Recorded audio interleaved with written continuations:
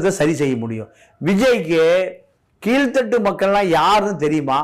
இல்ல விஜய் ரசிகர்களுக்காக கீழ்த்தட்டு மக்கள் யாருன்னு தெரியுமா?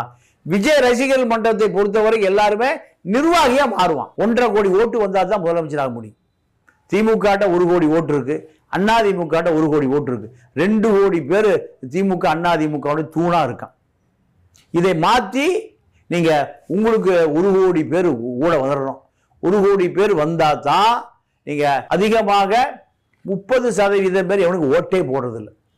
70% பேர் தான் நீங்க வாக்களிக்கிறான். 30% பேர் இந்த ஜனநாயகத்தின் மீது நம்பிக்கை இல்லாம போயிடுறான். அப்போ திமுக 20, அண்ணா திமுக 20, நீங்க உதிரி கட்சிகள்லாம் சேர்ந்து 20, 25, 30 இதுதான் தேர்தலே நடக்குது. இப்போ 20% விஜய்க்கு எதுல இருந்து உருவாரு? 30% ஓட்டு போடாதவங்கிட்ட இருந்து வருமா? இல்ல